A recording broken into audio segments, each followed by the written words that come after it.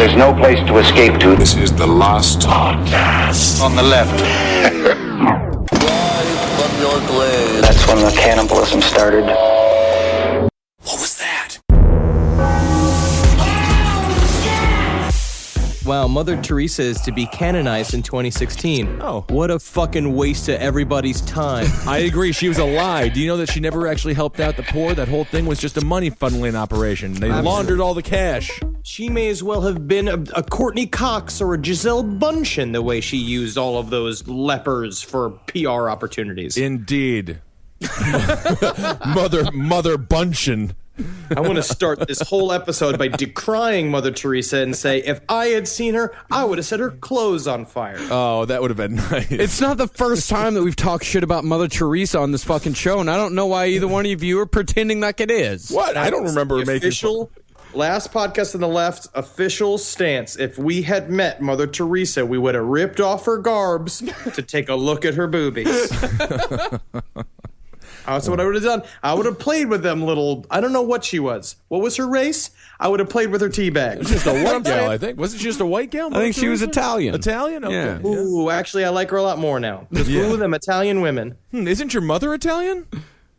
Yes. Okay, interesting. Very, very good. All right. She was just too good for this world. Too good. Oh, Ed, you were on the last 3 episodes, Ed. We're done talking about you. Too good for this world, my sweet mother.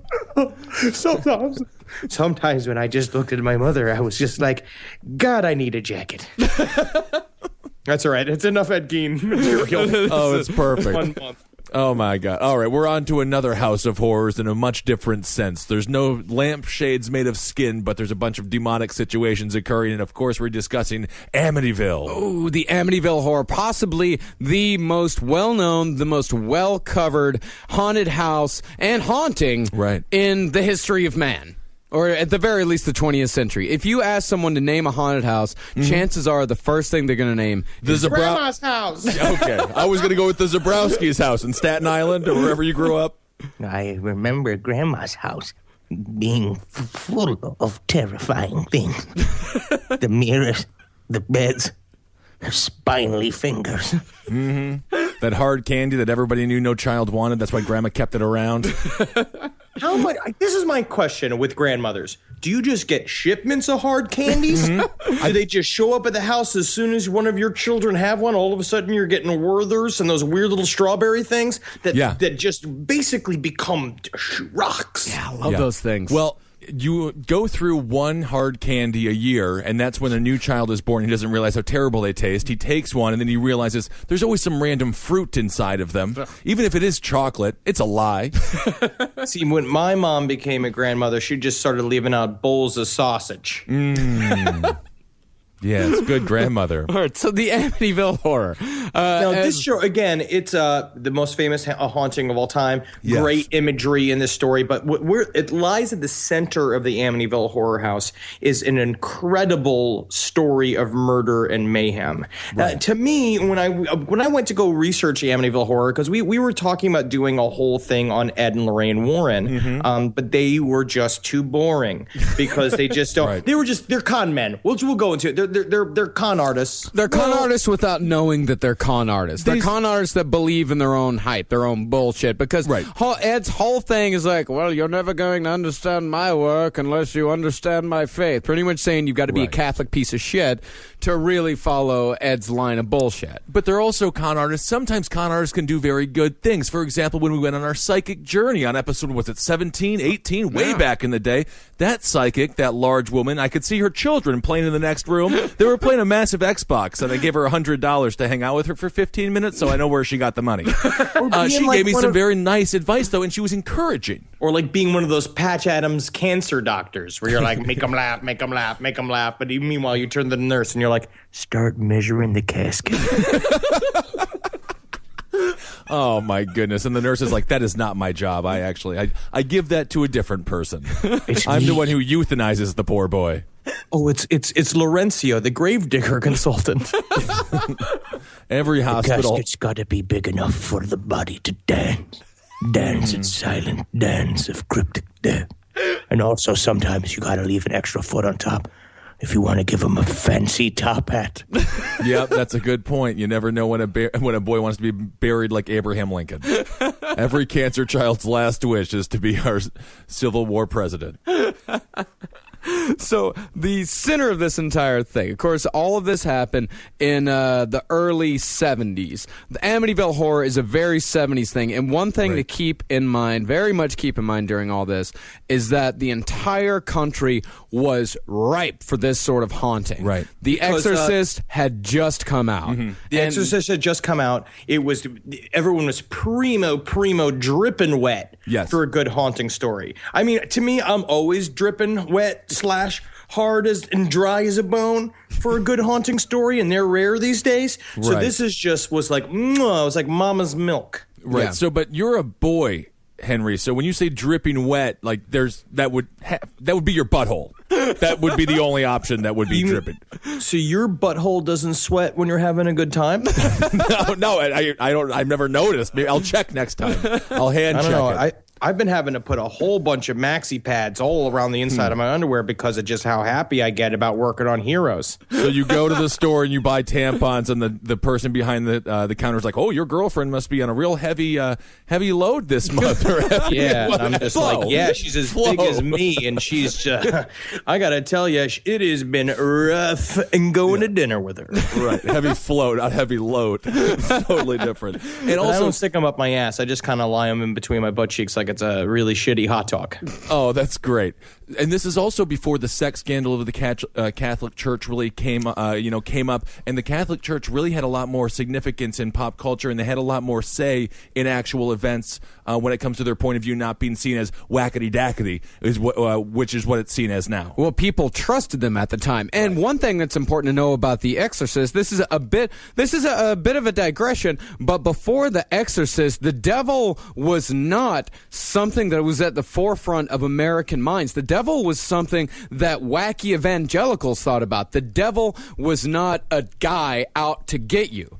The devil was more of an evil force if you even believed in him at all. But The Exorcist, when that came out, all of a sudden demons were real again. Devils were real. Exorcisms were real, and Catholic priests were the front lines of defense. Right. We'll never discount the Catholic Church. We have been talking about the devil for a long fucking time because it makes priests, shitty Catholic priests, and makes them warriors and therapists instead of just crippled, bent pedophiles. Yeah, exactly. Kind of spraying everybody with water here and there. It's really just aggravating what they do. Well, at the center of the haunting, everyone asks, where does the Amityville haunting come from? Right. Well, at the center of all of this is a mass murder, a one-night, 6-body murder perpetrated by this guy, Ronald Butch DeFeo Jr. Okay. Now, if you want to talk about haunting fuel, this is exactly the perfect melange for a massive haunting. So look at this story's already been set. It's a tragic murder of an entire family in one night. So short and sharp, which is exactly what you need to create a bunch of ghosts that don't know that they're fucking dead yet. Right, release them quick. Now, this story is obviously horrific in its own right, and this is 100% true, obviously. Yes. So you could write a movie just about this alone. Absolutely. No, and there have been books written about it, but no one is really... Ronald DeFeo, the actual murders themselves, tend to get glossed over. Which is amazing, and that shows you, again, the power of the belief in the paranormal and in what the Catholic Church was discussing during this time. 6 real people were murdered, and they were like, but what about the ghosts? I heard they were ghosts afterwards. So, did you hear about the flies? I hate flies. It's the sounds that they make that I don't like. What else I heard is that the toilets got all dirty with slime, and there's one thing I absolutely hate, it's grime in my toilets. That's why I need these scrub bubbles, because all it does is scrub bubbles, my mamamins, and we will make sure that your toilet doesn't have any slime in it, and we'll make sure that the flies are also, they'll be clean at least. Well, you know what, Mr. Zabrowski, here at Scrubbing Bubbles, we love you as our admin, but can you stop going around the country and saying we'll clean up toxic ghost goo from your toilets, please? We don't have any scientific tests to prove that. Well, if these Long Island dipshits stop killing their families, then I won't have to fucking sell these things anymore. And this is the DeFeos are the most Long Island family you can imagine. Butch DeFeo was the oldest of 5 kids living at 112 Ocean Avenue in the affluent affluent town of Amityville, New York. You got to remember, Amityville, it is a very rich town. Right. It is a coastal town. And the DeFeo family had their own business. They were deeply connected, possibly with the mob. Of course. I had an Uncle Butch that was also a twisted piece of shit that is a sanitation officer, quote unquote, means a garbage man who lives in Staten Island. And there's a very special pride. There's a very special like Queens, Long Island kind of white trash pride that comes with like living in a nice house in like Amityville. You're like, hey, take a look at that. We got 2 floors, so I don't have to hear the kids taking a shit in the morning. Right. Well, there is an actual correlation between the number of tracksuits you own and the amount of pride you have in your family. So that is very true. But legally, the most you can own in Long Island is 12, because if not, then you'll technically have more than the mayor, and that means you have more votes. That's a good... I did not remember that fact, but that is a law. So Butch's father, Big Ronnie, he was said to have the intense gaze of Rudolph Valentino, while his mother, a former model, was said to have hobnobbed with legendary singer Mel Torme. Oh, wow. Velvet Smoke. Was it the Velvet Fog? I'm sorry. The Velvet Smoke is the weed I smoked last night here. I got here in Toronto. Mel Torme, if you've ever seen a picture of Mel Torme, I don't know if our younger viewers know who he is, but imagine Abe Vigoda if he's uglier. Whoa! Mel Torme was in like a Pepsi ad campaign when we were growing up. He was selling some product. That's the only way that I remember him. I think it was Mountain Dew. Was it Mountain Dew? I believe it was. Yeah, troll of a man. More of a goblin. Yeah. He had a beautiful voice. It was like a like kind of voice. When the world smiles with you. That was his song. My question, he wasn't the same dude who did the that's brisk, baby. No. Was it? I don't know. Let's move on. Good God, we can't talk about marketing campaigns from when we were 12. So Big Ronnie, real big piece of shit. He was abusive. He really liked throwing Ronnie against the walls as Ronnie was growing up. A lot of times hit him head first, so Ronnie's got your classic head injury. Big Ronnie beat his wife constantly and created just a stupid hostile environment for this entire family. Ronnie was the oldest of 5, so it's a big family. But Big Ronnie, he had a softer side as well. He co-wrote a song in order to get his wife back after he beat her for the 57th time. Oh, okay. Yep, he co-wrote a song with this guy, Joe Williams, 1963. Joe Williams recorded the song for his album, One is a Lonesome Number. It is. Let's listen to just a little bit of The Real Thing.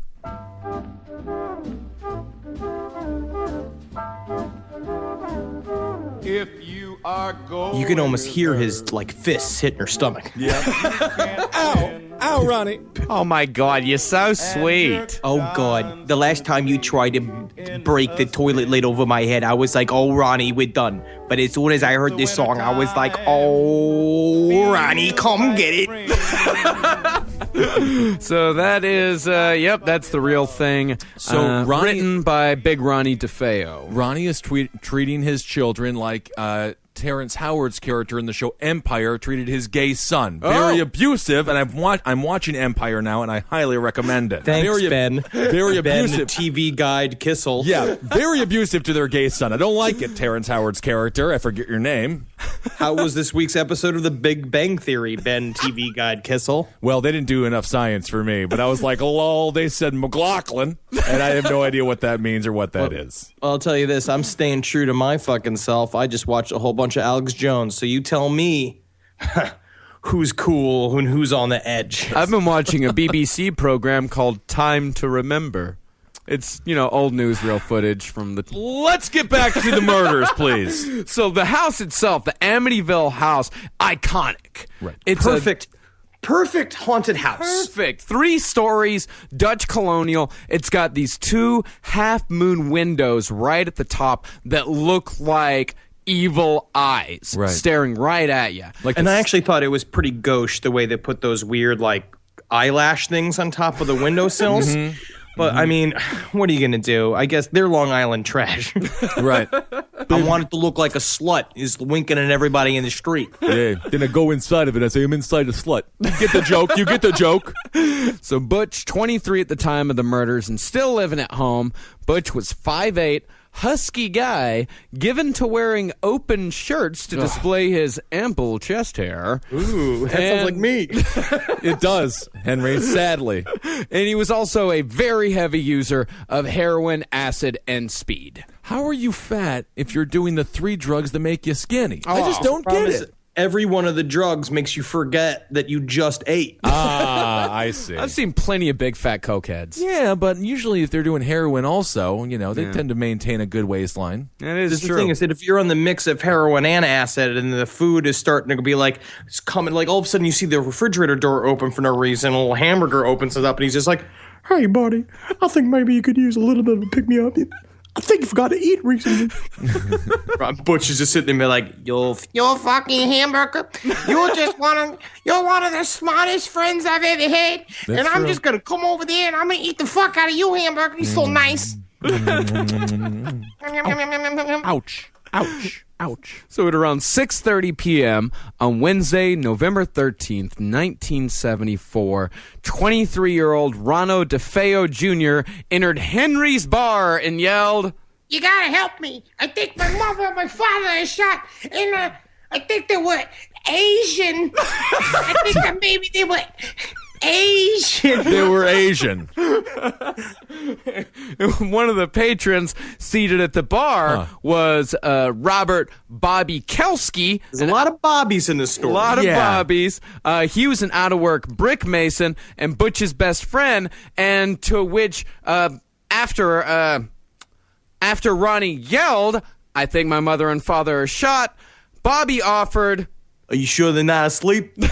Which is just such check to make sure they're not asleep, because sometimes, I don't know how many times I'm like really asleep, and then people come and check my pulse and they're like, hey, Bobby, wake up. But I'm like, I don't wake up for like days, and then I end up, wake up, I'm inside a fucking casket. Would you believe it? I got to dig myself out of 5 feet of dirt. I sleep heavy, huh? Yeah. Heavy sleeper, but you got to take Bobby seriously. He was the closest one to being a doctor in town. He drove by the hospital on a daily basis, His commute to the sausage fucking restaurant, and then back to Henry's.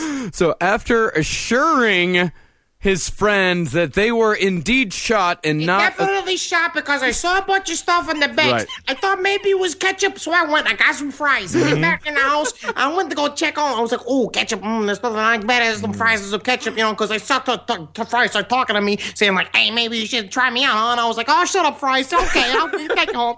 And then next thing you know, I got a mouthful of my brother's blood in my mouth. Typical sleep bleeding. That's what I would diagnose it as. So those 2 guys and 4 other bar patrons, John Altieri, Joey Yeswoit, Al Saxton, and William Scortamaglia, the 6 men, they piled into Butch's 1970 blue Buick Electra 225 and drove off. So Butch climbed in the back while Bobby took the wheel. And here's the funny thing about this is that Henry's bar and the DeFeo house, they were only a block apart, right. But all of these fucking idiots got in the car and drove over to the DeFeo house. I could see Bobby driving over, right? And then like he's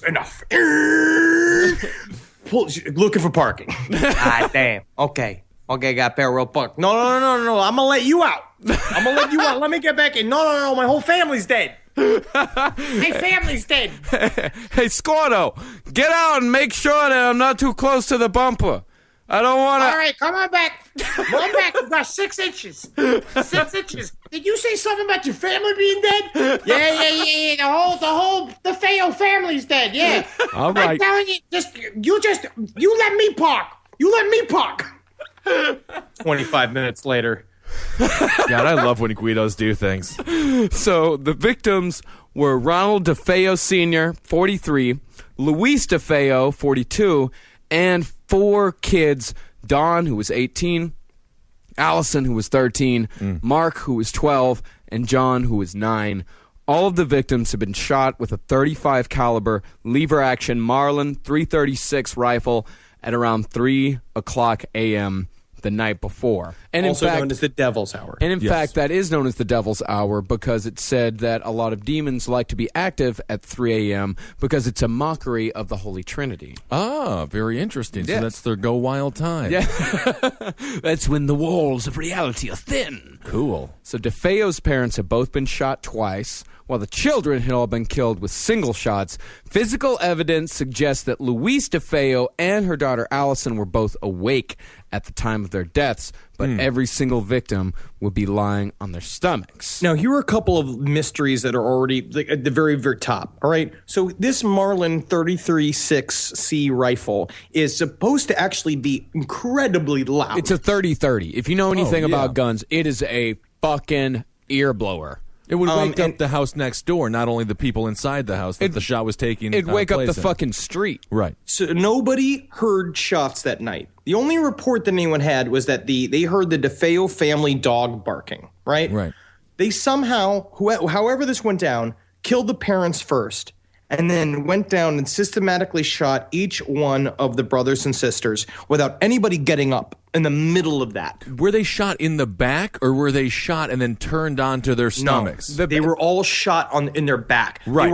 They died while sleeping. So they, She Yeah. died in her sleep. Oh, must have been peaceful. No, it was a shotgun. Yeah, and this, by the way, we're going with the accepted story here. Right. This is the accepted story. Yes, we're just these are the facts as known. Yeah. Or have been decided upon by committee. So Butch told the police as he was taken back to the police station to be interrogated because he was the only surviving member. So he told police that the killings had been carried out by a mob hitman, an old friend of his dad, a guy named Louis Fellini, who, after a falling out a few years earlier, had promised to, quote-unquote, whack Big Ronnie and his family. What I did like when watching documentaries about this, about the actual crimes, that all of the police kept saying like "rubbed out," which is a great time. Like I haven't heard that phrase in a long time. Yeah, I love that one. Yeah, They kept me like, yeah, the next thing you know is like Ronnie's telling everybody that Fellini went over there and it rubbed out the whole family. But I got to tell you, I don't know if that's exactly true. Because what it comes down to is like, well, if they're going to rub out the whole family, why wouldn't they rub out Ronnie? You know what I'm saying? Why did they leave old Ronnie? Why didn't they rub out Ronnie? Because when I said to him, I was like, if they're going to rub anybody out, they're going to rub out Ronnie, you know? Well, actually, do they understand that all these are euphemisms for hand jobs? He went over and rubbed out. Well, I will always, make this mafia family upset. I'll get a handy if I do it. Get rubbed out, maybe even get whacked. Because Butch says the whole thing happened because he called Fellini a cocksucker once. Oh, I see. He's like, I'm not a cocksucker. I just give hand jobs. But that's the reason why, but it's so funny with Long Island police officers because that's how they talk. Because it's just like this big fat dude is just like, because, yeah, Butch said that the reason why the incidents occurred is because Butch, well, he called Fellini a cocksucker. And that's just what you do. I mean, yeah, maybe he was a cocksucker. Who knows? You know what I mean? A lot of people cocksuckers. Yeah. All right? But at the same time, Fellini was a cocksucker. You don't fucking call a cocksucker. Yeah, he's going to go over there and give him a rim job. well, you ask, why was Ronnie not there? Why didn't Ronnie not get rubbed out? When detectives asked him why he hadn't eaten dinner with his family as usual that night, he said, and this is a direct quote, My mother was a lousy cook. She cooked up some brown shit in a bowl. It looked like shit and it smelled like shit. If you had to eat it, I tell you what, it tastes like shit. And That's the what next I thing would you say. know, guess what? I realized she'd been cooking shit for 30 years. Oh, well, that will It's get not you killed. even a euphemism. You gotta stop cooking shit, Ma. You're ruining these pots and pans, Ma. Yeah, well, it's got some good nutritional effects there, I assume. So finally, after, about 12 hours of interrogation, as interrogations go, not all that long, he finally admitted, yes, I killed them. Yes, I committed all the murders. The floodgates opened about his family and about his brothers. He said, My brother's is a couple of fucking pigs. I often use the same bathroom they use. And I go in there, and sometimes there's like shit in the bowl, and there's no toilet paper. These fucking pigs don't even wipe their asses. A couple of times, there was even shit on the back of the seat. I don't know. You're a 23-year-old who lives at home. And that was less than 12 hours after his brothers had died, after he had murdered them. And they are 11 and 12 years old. They were young. And when you're going to actually, I know it sounds like sometimes people call my characters a bit of an exaggeration. But Butch DeFeo sounds like that, and he is a massive piece of shit. Yeah. Yes, and he is. He hated his family. Yeah, that's why you, again, like we've said many times before, get out of the house. Get out, 18 years old, you gotta go. Otherwise, you're gonna end up like Mr. DeFeo, murdering your entire family and saying terrible things about your mother's cooking, which is very offensive. So after a full day of interrogation, he finally confessed. He said that he got the idea while watching the Sidney Pollack movie called Castle Keep, which, by the way, is fucking awesome. Go watch Castle Keep. Fucking Peter Falk's in it. But don't kill your family afterwards. No, absolutely. No one else would do that. No, Castle Keep. It's a bit of a romp. Peter Falk's funny as shit in it. Yeah, right. I love The Dark Knight, but I didn't blow up a hospital. No, absolutely not. Yep. And DeFeo told detectives, Once I started, I just couldn't stop. It just went so fast. Yeah. And the gun made a fun noise. Isn't that nice? It's like Pringles, but with shooting your whole family. Once you start, you just can't stop. So DeFeo's trial began on October 14th, 1975. He and his defense lawyer, William Weber, who will become more important later on, mounted an affirmative defense of insanity, saying that DeFeo claimed that he killed his family in self-defense because he's sitting there watching Castle Keep, and he said that he heard his family plotting to kill him. And that was just one of the stories. A thing that's going to be common with Butch DeFeo is that he just throws out 90 stories, right? Yeah. Which is what he says later on it was him building his insanity case, but I also think that he's a fucking moron. He just forgot what he was saying. You actually have to be very intelligent to make yourself out to be insane. Yeah. And it's certainly really difficult to try to build a fake insanity defense because people can just see you as really stupid, which is not going to get you out of being a murderer. Absolutely, because you're supposed to not be able to consciously know right from wrong. Exactly. Another story he said is that he was approached by a female demon in a robe with black hands who handed him the rifle while he was down on acid in the basement. Which that might be true. Wild things happen on acid. We don't know if that wasn't true. I mean, to some degree, you could argue that he was going through an insane mental bout, but it was drug-related, and so that might have been a plausible explanation for him to get off in front of a jury. But there's no doubt that he wasn't insane. He was just a total moron. Yeah, you don't often kill your whole family like if you lose a game of Monopoly to him. No, you don't. Although I really wanted to kill my older brother quite often growing up because he was quite a cheater, and Boardwalk is still mine. Which one? Eric, the eldest. I see it. I don't like him very much whatsoever when it comes to playing Monopoly. He was a cheat, and there's no doubt about that. But that's fine. So the court psychiatrist, he says like, all right, yes, this guy has been doing a lot of heroin, a lot of acid, but at the most he has antisocial personality disorder. And antisocial personality disorder doesn't mean you're insane. It just means you're an asshole. You're a dickhead. Yeah, yes. you're a dickhead. And so Butch, but you know what?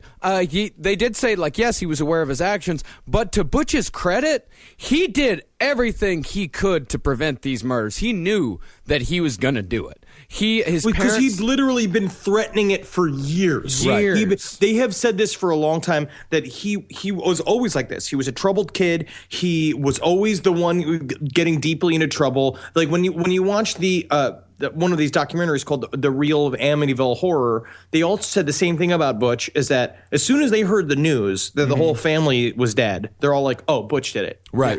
Definitely. Yeah, because he had always been like this. They were like, he was always very dark and always, he just didn't give a fuck. He was a sociopath. Yeah, a year before the murders, the whole family, well, not the whole family, but him and his parents went to go see a psychiatrist in Brooklyn, and the psychiatrist told his parents very bluntly, he will kill you one day. If you do not commit him and get him help, he will kill you. So, I mean, and of course his parents created a perfect storm with all of the verbal and physical abuse around the house. Really, I don't mind him so much killing his father. I think every boy wants to kill their dad at some point, especially if their dad acts like Terrence Howard did to his son in the show Empire. Very mean to that poor gay boy. Leave him alone, Terrence Howard's character, I don't remember the name of. Now, so the story is that, I guess we're going to go more into the alternative versions of the DeFeo family murders. But a lot of what they say is that the reason why he even killed his mom and dad is that he was just, he kind of flipped out and he killed his dad. But the reason why he killed his mom, the goal was to just kill his dad. But the reason why he killed his mom was because she had a gun too. You're talking about a whole family that's literally armed, Right, and ready to fucking kill each other. And honestly, if you would do a lineup and you would cut off their heads and just show their torsos, the exact same amount of chest hair, including the mother, they can't tell them apart. I mean, these are just Neanderthal type people. Yeah. Armed against each other, not armed against intruders. Armed against each other. No, they're living like the movie The Thing. They're all living like the scientists in The Thing. They all have guns pointed at one another, and nobody knows who's going to snap first. And the other thing about Butch moving out, we say like, yeah, he's 23, living at home. He tried to move out. He tried to leave, but his father just fucking cajoled him into coming back. He disabled his car. He cut off, he also cut off his allowance, because that was the other thing that they said about Big Ronnie, is that he was a piece of shit, but he was just one of those fucking assholes that beats his family and then just showers them with money. It's exactly, and thinks that it's okay. Like what Kim Jong-un, Kim Jong-il, and Kim Jong-soon did in North Korea. You kill half the people and you give the other half some nice gifts, and then people are like, I guess I'll be friends with you. Yeah. Because you got to be. Yeah. And so that's the DeFeo family, and about a year later. And again, that is just the accepted story. Right. Yeah. Again, we're going to say that again. This is the blanket, Butch, this is the storyline that Butch killed the whole family, and then he went to jail for like 1,000 years. He's in jail he got convicted, guilty of murder, and he is still alive and in jail right now. And this is, in my personal opinion, this is where the true crime horror, it's where it ends. Yeah. But this is such a terrifying case. Can you imagine you're just a 12-year-old boy and your older brother comes in and shoots you in the back as you lie on your stomach? It's very tragic, and the victims are the children, the parents. They seem to they bred a murderer. Well, they said that the mom was just as abused as anyone else. Right, the mom was very much trapped, and it was said that Ronnie actually did very much love his mother and was very close to his mother. And you're going to watch that in later interviews with Butch DeFeo, is that he felt the one thing that he felt conflict about was the deaths of his brothers and sisters. Right. Yeah. That was the thing that he looked at as he obviously has no explanation for why he did it. There's many other explanations. There are alternative explanations we're going to go through next episode. But you can see him struggling with why they also had to die. As a person who has ADHD, such as myself, occasionally your brain just doesn't stop you from going. Yeah. And then when it finally does stop, you're like, I just ate an entire pizza, which is not nearly as bad as killing your entire family. So you get the feeling his brain was just like, at no point did the stoppers go off and be like, I'm going to let the kids live. In terms of a carbless diet, that is just as bad as killing your family. I'm sorry.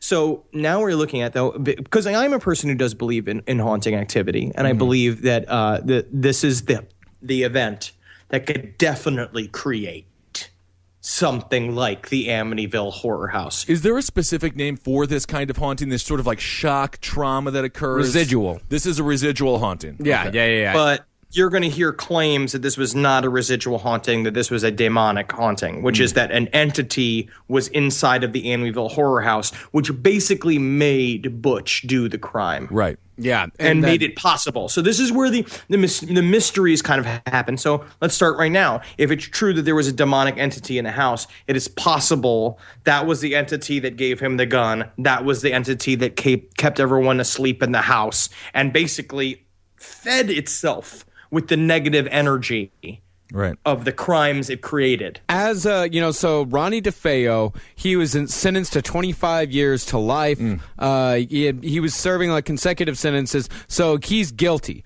2 weeks after he is pronounced guilty, George Lutz, his wife Kathy, and their 3 kids moved into the house on 112 Ocean Avenue, still furnished with all of the DeFeo's furniture, save the bloodied mattresses. It was 13 months after the murder in December of 1975 when the Amityville Horror would begin. All of the information that follows is from either the Lutzes' personal testimony or the book by Jay Anson, The Amityville Horror. Kathy, you know how you say I never do anything right? I just got us a great deal on a house on Ocean Avenue, Kathy. My whole life, I've always wanted to live in Amityville. Oh, it's so nice and it's classy. That's what I like about Amityville, is that it's classy. That's right. Who's the man? Oh, my God. How much did you get the house for? They're giving us $5,000 to move in. They're I paying can't us. believe it. We're making money. I can't believe that's a good. Oh, what a good husband. Oh, this is nice. I love you, Kathy. Well, what the Lutzes knew all about the DeFeo murders, and they had a little family meeting beforehand, and they had said like, "Hey, is everyone cool with this? Right? Are we all gonna be able to sleep at night?" Pretty much, right? And they all decided like, "No, we're not superstitious people. We can handle this. We're getting a great deal on this because it had a boathouse. Right? It was right next to the water. It had a swimming pool, and it was a beautiful They should have home." felt really weird. They should have felt really weird when the daughter was like, "I can't wait, mother and father." Just immediately starts menstruating. I mean, if the plates and fucking dishes start sliding all over the kitchen. I will say, if you're George in this situation, you do feel like the world's greatest dad and husband. You got a great deal in the house. Your wife is happy, and there's no doubt that your children are like, "Oh, we're going to a haunted house? Absolutely, of course. I love you, Dad." This must have been a great time for him. Yeah, well, but according to the Lutzes, the paranormal activity began almost instantly. As they're moving in, they had a dog, Harry. He was tied to a tree. The dog tried to hang itself within the first hour by jumping over a fence while its collar and chain was still attached. But the problem was because that the first thing that happened is that Kathy Lutz was taken over by the DeFeo family mother's ghost, and she was cooking for the dog. Oh, she was cooking human feces for the dog? That ain't right. So this is a reading from the AmityvilleFiles.com, which is a fun little website that describes the haunting. Cool. Due to the property's grim reputation, a friend of George's suggests the house should be blessed by a Catholic priest. I was a Methodist, so this was no information to me at the time, recalls George. Father Ray showed up shortly after we were in the process of moving in. I waved, he waved. He went on in the house and went about blessing me. When he was done, I tried to pay him. You gotta pay these priests to show up. You gotta slip him something. Yeah, of course. But he wouldn't take money, He said, "No, you don't charge for this. You don't charge friends for this." I thought that was very kind. It was nice for him to stay, And then he said, "I felt something very strange in that one room upstairs, that upstairs bedroom." He's like, "Hey, don't even worry about it. We're gonna turn it into a sewing room." And he's like, "That's good. As long as no one sleeps in there." And then strange occurrences began almost immediately. Yeah. It's kind of fun. Yeah, it's real fun. So the priest goes in and he starts blessing the room. And as he's blessing the room, he heard a deep voice from behind him saying, Get out. Get out! Get out! Get out! Get out of here! Just get out! Yeah, because that's the problem. So the next thing Father Ray felt someone slap him across the face, so that's how I thought in my head. It's like, get out. Get out of Oh here. my God, get out of here. So this is why priests make terrible real estate agents. Just walking them through the house. Why are you blessing every single room? Oh, this is the bathroom. This is the children's room. Don't sleep in that room. This is the master bedroom, the kitchen. And don't go in this room. Don't go in this room. Okay. Don't you dare go in the All bottom right. left bedroom. So when you market it as a Whatever it is you do, Mel. Okay, so it's really more. It's more of a Whatever three. it is you do. Okay, it's a 3-bedroom then. If we can't go into one of the bedrooms, it's a 3-bedroom, not a 4-bedroom. Okay. The priest also later developed boils on his hands, similar to stigmata. Ooh. The nails of Jesus Christ. It also could have been herpes. Yeah, exactly. Kathy also said there was an odor of very sweet but very cheap perfume, and she said that she felt the sensation of a woman coming up and embracing her from behind. She said that it was more of kind of a comforting gesture. It wasn't really something that was threatening. It was. She said it was almost as if there was one mother trying to comfort another. I'll tell you, the major victim here is Mrs. DeFeo. Even post-mortem, people are mocking the way she smelled. That's just her old perfume. Her food's been mocked. Her perfume's been mocked. Everything about this woman is being mocked that makes her good, like a good Italian. They're just like tearing her apart. I think she was a nice If you gal. were over 45 and Italian, eventually your body begins to spoil perfume. I did not know that. but that is also a fact. Well, George, he once described a sound coming from downstairs as, quote, a whole bunch of musicians going, each one in their own direction, playing their own song like an unorganized musical sound. He also said he also heard footsteps, but when he went down there was nothing. And George himself started acting really fucking weird. This is a really cool storyline. This part of it here with George like slowly turning into a madman. Yeah. His personal hygiene went way downhill. He started becoming obsessed with fire. He had this idea because he could never get warm. Yeah, he was constantly freezing cold, like bone deep cold. Right. And he couldn't handle it and became obsessed with being cold. Yeah, and he became obsessed with keeping the fire in the living room going, and he was constantly chopping wood. I'm going to say the way that George described the sounds coming from the basement is the way that a white person describes hearing jazz for the first time. And I think he might be a little racist. Another thing, the Lutz children, they were starting to sleep on their stomachs, which is the same way that all of the DeFeos were found when they died. Now, did this family know the specifics of the case before they moved in? Obviously, they knew a massacre occurred. That's why they got the good deal. But did they know about the kids sleeping on the stomachs? Did they know about the sounds from the basement? I don't think they did. Okay. I think all they knew is that, okay, 6 people were killed here less than a fucking year ago. Right. Do you want to move in? But I will put it this way. They definitely could have learned the details in a second because the DeFeo crimes were heavily covered by the newspapers. And the crime scene photos were already out there. It's all they really had to do was look it up. But I mean, this is the 70s. And they would have had all that information. This is the 70s. So when you say look it up, it's not on your iPhone. You don't Google it. You got to go to the library, microfiche or microfish it. I mean, it would have been a little bit more difficult to get the information than it is now, obviously. And then it started getting violent. They said that an unseen force ripped doors from hinges, slammed cabinets closed. There was a noxious green slime that oozed from the ceilings. They would see it on the carpet. And, of course, the most famous thing, the swarm of insects that attacked the family that were specifically in Dawn's old room. And what is the significance of flies and insects when it comes to the folklore of demonic possession? Beelzebub is the lord of the flies, and he is among... Beelzebub is not necessarily Satan, but he is among the higher echelon of demons. Right. And so the other weird thing is that George started to wake up every night at 3 a.m., which was the time of the murders.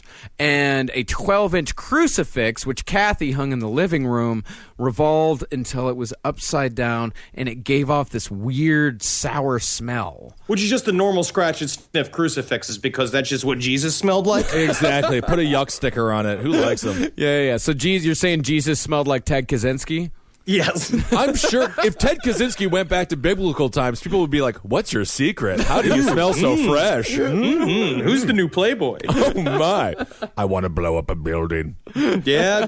What's a building? I will have my revenge. Okay. Another weird thing is that George tripped over a 4-foot-high China lion ornament in the living room.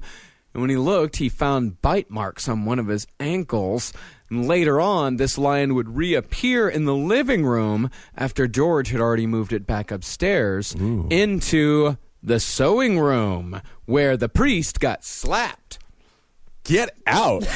Get out. How dare you? This is my private room. I'm changing. It's for the club tonight. Get out. I was thinking maybe I can wear the red pants, but instead I was thinking maybe, where are you going? When I meant get out, I meant sarcastic. I like it when people pay attention to me. I mean, the strangest thing out of all of this, though, was said by the youngest daughter, who said that she had an imaginary friend named Jody, who was a big demonic pig with glowing red eyes. And both George and Kathy reported seeing the eyes at different points. And I will say this, if this haunting had happened in Wisconsin, Jody wouldn't have made it a fucking week because Jody would have been bacon. Jody would have been loved, maybe honored and worshipped. Wisconsin, as much as we eat our pigs, we also respect them for the divine creatures that they are. And a lot of times you marry him. Yeah. You marry him and elect him to be mayor and shit like that. And most of the people, you can trust a pig more than a fucking person. Oh, absolutely. Porky Pig, the mayor of Stevens Point, Wisconsin, was the best mayor we ever had. Oh, it was wonderful. So as far as the pig goes, on December 1st, 1976, cloven-hoofed pig-like footprints were left in the morning snow. 2 weeks later, George heard his bed slamming up and down on the floor, but he couldn't do anything about it. He was immobilized in bed by some unseen force. Later on that night, he woke up and saw his wife levitating and moving across the bed. He then saw his wife transform into an old woman, saying, The hair was wild. It was a shocking white. The face of maze, wrinkles, and ugly lines. It's saliva just dripping from a toothless mouth. And I gotta say, I still was horny. Exactly. You got to parlay those things into a different kind of fetish, you know? If you know that your wife can turn into an elderly lady, get into them. But also sometimes when you're married to somebody for a long time, and you don't even realize it, you all of a sudden you're like, you've become old. Mm-hmm. You know, I don't even realize it. I haven't looked at you with fresh eyes in so long, and I wondered why your chooch wasn't as mystifying to me. Chooch, huh? So the next morning, about 28 days after they moved in, the Lutz family fled the house, leaving every single one of their possessions behind. And what they do, one thing that they will say is that there was an inciting event that they won't talk about is why they left. There was a thing the last night that made them leave, which I think they're insinuating is that, in my personal, from the way the story is playing out, is that George Lutz attacked the family. Yeah, right. That his growing hostility towards everyone, because he started hitting the kids, hitting his wife, that's what they say, and that he'd become a completely different person, and I think he attacked them, and they were like, we got to get the fuck out of here, and then they left, if all of this is true. Right. So then, once they got a certain distance away from the home, theoretically, the cloud was lifted and everything went back to normal. No, he just got used to how satisfying it was to hit your family, and so he just kept doing it. Oh, I see. So 2 months after the Lutzes left in the middle of the night, a reporter named Laura Didio assembled a group of psychic researchers to evaluate the family's claims. The investigators spent a night in the house, walking from room to room, trying to pick up ghostly vibrations. Didio said it was like a psychic slumber party. And the best part about a psychic slumber party is that everybody knows who wants to kiss who. Exactly. And who's got a crush.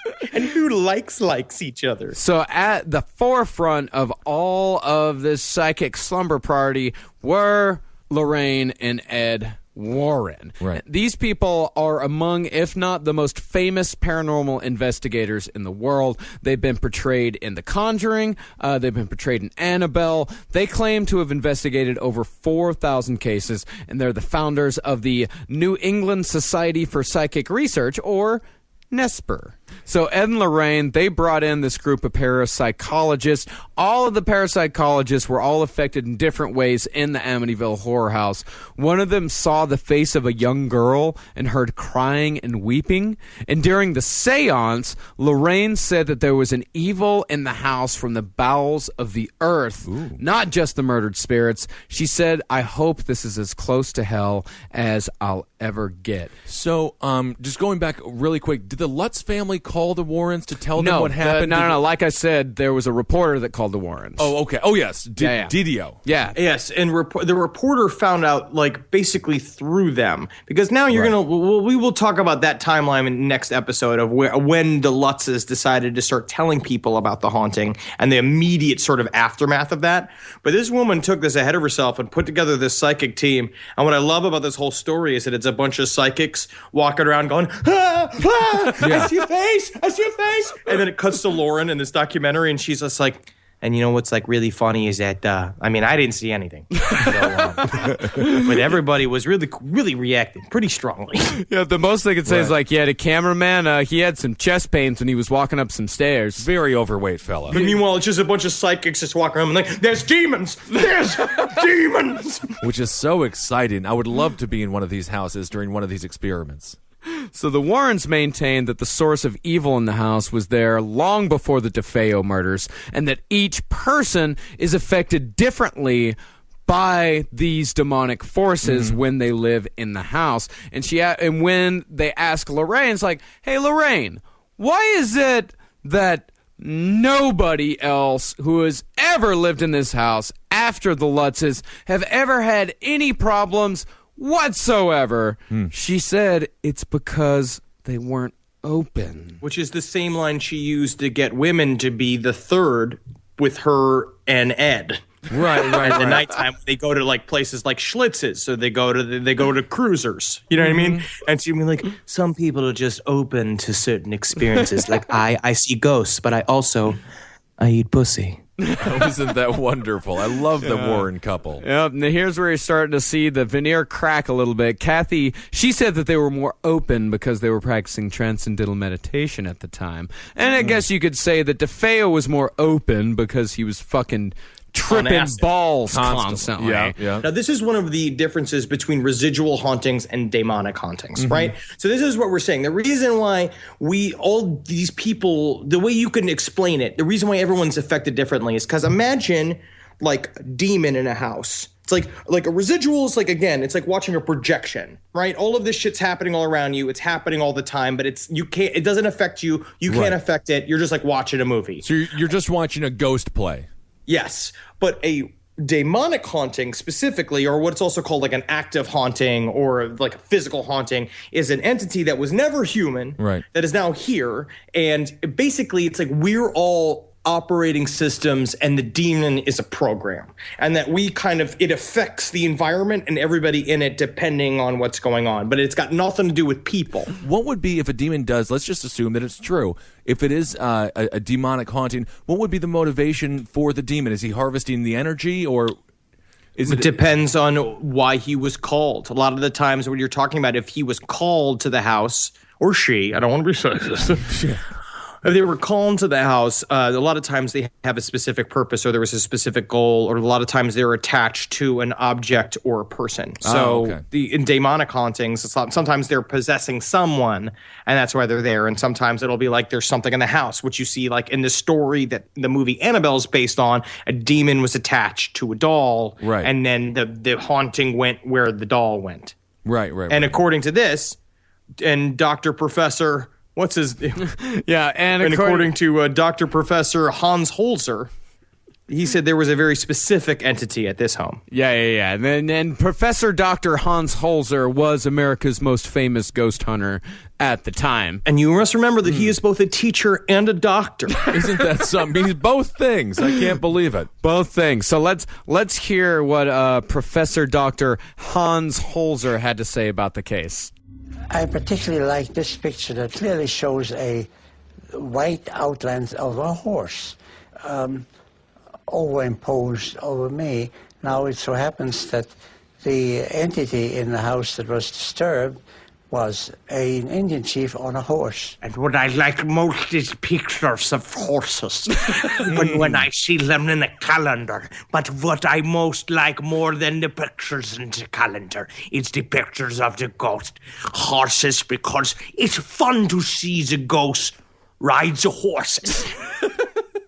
Well, we've gotten through the Amityville Horror. We've talked about everything that was said in the book, everything that the Lutzes said, everything that happened in the DeFeo case. That's part one. And in part two, we're going to go through why every single line of that was 100% bullshit. Horseshit. Well, except for the actual DeFeo murders. Right, exactly.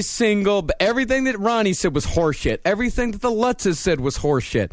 Everything was absolute and total fucking garbage. The Lutzes were lying? The Lutzes were lying. Jay Anson was lying. Was Mrs. DeFeo a good cook?